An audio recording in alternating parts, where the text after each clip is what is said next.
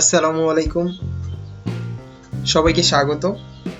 আমরা সবাই জানি যে দাবা খেলাকে প্রধানত তিনটি ভাগে ভাগ করা যায়, সেটা হচ্ছে প্রাথমিক পর্যায়, মধ্য পর্যায় এবং শেষ পর্যায়। আজকে আমরা প্রাথমিক পর্যায়ে নিয়ে আলোচনা করব যে প্রাথমিক পর্যায়ে কিভাবে আমরা খেলাটাকে স্টার্ট করব, মানে খেলাটাকে শুরু করব এবং কন্টিনিউ করব।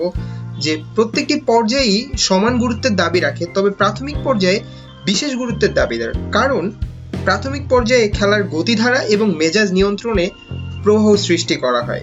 মধ্য পর্যায়ে হচ্ছে অনেকটা জটিল এবং দ্বন্দ্বমুখর হয়, এবং সমাপ্তি পর্যায়ে যে যান্ত্রিক এবং প্রাণবন্ত এবং উত্তেজনাপূর্ণ খেলা হয়, কারণ এখানে পৌঁছালে খেলার চরম জয় এবং পরাজয়টাই কিন্তু বেসিক্যালি নির্ধারিত হয়। প্রথম দিকে যেহেতু প্রথম পর্যায়ে সাদা প্রথমে, আমরা জানি যে সাদা প্রথমে চাল দিতে পারে, এর জন্য আমাদেরকে যে জিনিসটা করণীয়, প্রাথমিক পর্যায়ে সাদা যেহেতু প্রথম চাল দিয়ে খেলার সুযোগ পায়, সেজন্য সাদা সবসময় আক্রমণাত্মক একটা ভূমিকায় এক চালে এগিয়ে থাকে বলে ধরে নেওয়া হয়। তাই কালোকে খুব সতর্কতার সাথে বেসিক্যালি যে খেলাটাকে নিয়ন্ত্রণ করার জন্য চেষ্টা চালাতে হবে, সমতা আনতে হবে, খেলায় সমতা নিয়ে আসতে হয়। শুরু থেকেই চিন্তাধারার একটা সুষ্ঠু এবং নিয়মতান্ত্রিক হতে হবে। এতে বিপক্ষ একটি চাল দেওয়ার সাথে সাথেই আমাদেরকে প্রথমে যে জিনিসটা মাথায় আনতে হবে যে সেটা কেন সে এই চালটি দিল, তার উদ্দেশ্য কি। যেমন যদি প্রথমে আমি বলি যে এখানে সাদা প্রথমে E4 চালটা দিয়ে শুরু করলো, তাহলে এই চালের উদ্দেশ্যটা কি? এই চালের উদ্দেশ্য অবশ্যই দুইটি ঘর আমরা দেখতে পাচ্ছি, D5 এবং F5, এই দুইটি ঘর কিন্তু সাদা নিয়ন্ত্রণ করছে। কেন, তার চালের উদ্দেশ্যটা কি, সে কোন ধারায় খেলতে চায়, এই জিনিসটা আমাদেরকে প্রথমত চিন্তা করতে হবে। সে কোন দিকে চেক পাচ্ছে। আরো একটা ইম্পর্টেন্ট বিষয়, যেমন যদি আমরা দেখি যে এই খেলাটায় কি হলো, সাদা E4 দিল, কালো হচ্ছে E5 দিল, সাদা বিশপ টু C4, এই বিশপ টু C4 দিল। এইখানে উদ্দেশ্যটা কি? বিশপ টু C4 এর উদ্দেশ্য কিন্তু এই সাদা এই F7 এর যে পনটি আছে, এই পনটির উপর প্রেসার ক্রিয়েট করলো। এখন যদি আমরা ধরে নিলাম যে এখানে কালো যে প্লেয়ার ছিল সে একজন শিক্ষানবিশ, সে নতুন প্লেয়ার, সে তেমন কোনো কিছু জানে না, তো সে এই আইডিয়াটা সে বেসিক্যালি ধরতে পারলো না, এবং সে নাইট বি টু C6 চাল দিল। দেখা গেল যে সে C6 চাল দিল। এখন সাদা কি করলো, সাদা হচ্ছে কুইন D1 টু H5 এখানে দিল। এখানে কিন্তু একটি বিশপ যে C4 ছিল, এই C4 এ বিশপ এই পণ্যের উপর একটা প্রেসার কিন্তু ক্রিয়েট করেছে, এবং সেই কালোর যে প্লেয়ারটা ছিল সে একবারে বেমালুম ভাবে সে আইডিয়াটাই সে প্রথমে ধরতে পারলো না। সে ধরে নিলাম যে একবারে তরুণ একজন শিক্ষানবিশ খেলোয়াড়, এই জন্য সে এটা আইডিয়াটা ধরতে পারলো না। সে কি করলো, সে হচ্ছে নাইট টু F6, সে বরঞ্চ এই কুইনটাকে অ্যাটাক করলো। তো যার ফলশ্রুতিতে কি হলো, ফলশ্রুতিতে কিন্তু সে দেখতে পাচ্ছে যে সে তার কুইনটাকে অ্যাটাক করেছে, কিন্তু পরে চালে কিন্তু কুইন ইনটু F7 চেকমেট। দেখেছো এখানে কত চমৎকার ভাবে মাত্র 3 চালেই কিন্তু এখানে খেলাটি কিন্তু সমাপ্ত হয়ে গেছে, এবং কালো ব্ল্যাক চেকমেট হয়ে গেছে। এর জন্য আমাদেরকে যে জিনিসটি খেয়াল রাখতে হবে যে সবসময় যে কালো কি কোনোভাবে কোনো চেক পাচ্ছে কিনা, বা সাদার আইডিয়াটা কি, মানে সাদা কি সে কি রাজার দিকে কোনো চেক পাচ্ছে কিনা, অথবা কোনো ঘুটি খাওয়ার জন্য ধরেছে কিনা, সেই জিনিসটা আমাদেরকে প্রথমে কিন্তু চিন্তা করতে হবে। ওকে, তারপর অন্যান্য বলগুলোর অবস্থান কি, এগুলো কি কোনো বিপজ্জনক অবস্থার মধ্যে আছে, এগুলো কি কোনো বিপজ্জনক অবস্থার সৃষ্টি করছে কিনা সেটা আমাদেরকে বিবেচনা করতে হবে। এবং আক্রান্ত গুটিগুলোকে যদি কোনোটা আক্রান্ত হয়, তাহলে সেটাকে কিন্তু নিরাপদ স্থানে আমাদেরকে সরিয়ে নিয়ে যেতে হবে। এখন যদি এবার আমরা যদি চিন্তা করি যে এখন সাদা ব্ল্যাক কিন্তু এই যে আগের গেমটা আমরা দেখছিলাম E4 E5 bishop to C4 knight to C6 queen to H5 and knight to F6 and queen into F7 check, এই গেমটি হেরে যাওয়ার পরে কালো এখন রেগে গিয়ে তার কিন্তু জিদ চলে গেল। হ্যাঁ, সে কদিন মাথা বেঁধে জোর প্র্যাকটিস করে দাবার বই পড়লো এবং চিন্তা করলো, তার পরের সপ্তাহে 2 সপ্তাহ পর সে আবার খেলতে বসলো, এবং এবার দেখা যাক কিভাবে সেই আনাড়ি কালো প্লেয়ার সাদা প্রতিপক্ষকে মোকাবেলা করে। এবং দ্বিতীয় খেলা টিতে এর উদ্দেশ্য বিশ্লেষণ কিন্তু আমরা করতে পারি। একটু ভালোভাবে যদি আমরা খেয়াল করি যে কিভাবে সাদা কিন্তু ব্ল্যাক প্লেয়ার এটাকে প্রতিহত করতে পারে। যেমন আফটার e4 e5 চাল দেওয়ার পরে সে বিশপ টু, আবার সেম প্ল্যান, সাদা কিন্তু সেম প্ল্যান করছে, bishop to c4, bishop c4 ওই কুইন টু f7 এর উপর কিন্তু প্রেসার।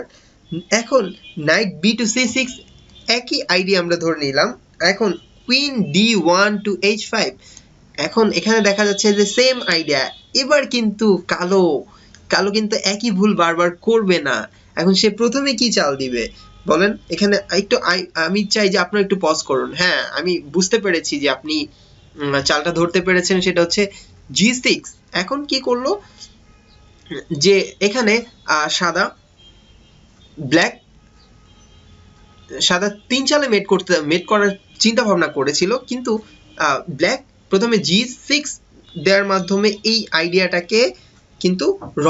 আইডিয়াটাকে সাদা নতুন চাপ সৃষ্টি করলো। এখন সে আইডিয়াটাকে কিন্তু বরবাদ করে দিল। যদি টেক্স করে তো দেন বিশপ টেক্স, পন টেক্স হয়ে যাবে। এজন্য তো এখন তার কুইন অ্যাটাক হয়েছে, এজন্য কুইন টু f3, সে সাদা কিন্তু নতুন করে চাপ সৃষ্টি করলো, কিন্তু কালো আবারও যোগ্য এবং জবাবি চাল দিল, সেটা হচ্ছে নাইট জি টু f6। হ্যাঁ, এখানে কি হচ্ছে, এখানে নাইট জি টু f6, এই কুইন টু f7 যে চেক, এই চেকটাকে আবার সে ব্লক করলো। এবার আমরা একটু দেখতে পারি যে সাদা কি করলো। সাদা কিন্তু ওই একই আইডিয়াতেই আছে যে সে খুব দ্রুত কালোকে মেট করবে। এর জন্য সে দিল g4, আইডিয়া হচ্ছে g5 দিবে, তার মানে নাইটটাকে সরাতেই হবে। নাইট যখনই সরবে তখনই কুইন ইনটু f7 চেক মেট করবে আর কি। ওকে, তার উদ্দেশ্যটা হচ্ছে g4 প্রদান, g2 g5 দিবে, যে কালোর যেন ঘোড়াটাকে সরাতে বাধ্য হয় এই জন্য। ওকে, এবার কালো কিন্তু এবার সজাগ। হ্যাঁ, সে knight to c6 to d4, knight c6 to d4। এখন কালো কি করলো? কালো হচ্ছে এবার কিন্তু যোগ্য এবং জবাবি একটা চাল দিল। সে কিন্তু মন্ত্রীকে অ্যাটাক করে দেখেছে। আমরা দেখতে পাচ্ছি মন্ত্রীর এখানে যেতে পারে না, এখানে যেতে পারে না, এখানে সরাতে পারে, ইচ্ছা করলে কুইন টু g3 করতে পারে। এখন কি করবে? একটা সবচেয়ে কুইন f3 টু d1। এখন যদি আমরা একটু দেখে নিই যে সে কি করে। সে যদি g3 তে বসায় তাহলে কি হতে পারে? এখানে g3 তে বসায় তাহলে কালো সেখানে আবার কিন্তু কালো ইচ্ছা করলে নাইট ইনটু e4 প্রদান করতে পারে। নাইট ইনটু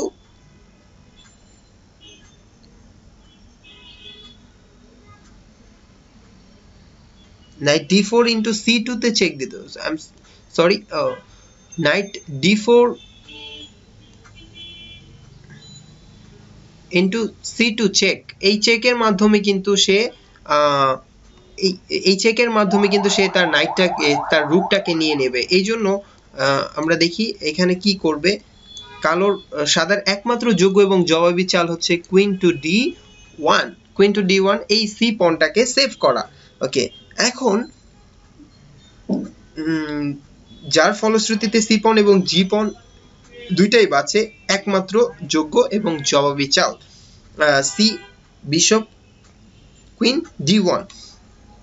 এখন ব্ল্যাক কি করলো? ব্ল্যাক d7 d6, এই বিশপের লাইনটাকে সে বিশপের লাইনটাকে ওপেন করলো, যাতে এই পনটাকে সে কি করতে পারে, এই পনটাকে একটা নাইট এবং একটা বিশপ দুইটা দিয়ে আক্রমণ, একই সাথে বিশপের লাইন।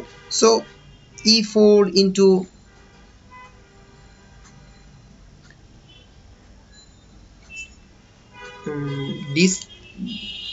আমার মনে হয় যে এখানে d7 two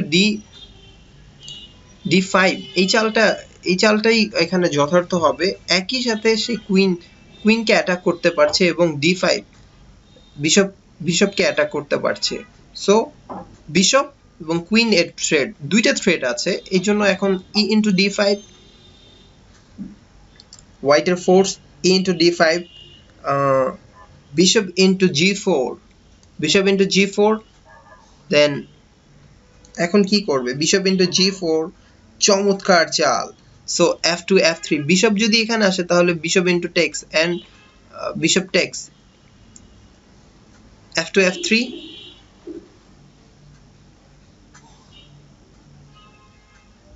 f3 then knight f6 e4 knight f6 e4 চমৎকার knight f6 কালো চমৎকার একটা চাল কেননা এটা টেক্স করতে পারে না এই মুহূর্তে যদি এটা টেক্স করে তাহলে কি করবে পন এবং বিশপ দুইটা যদি বিশপ টেক্স করে তাহলে কি হবে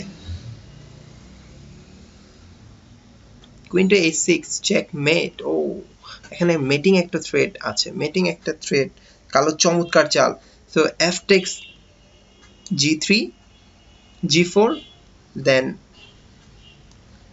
queen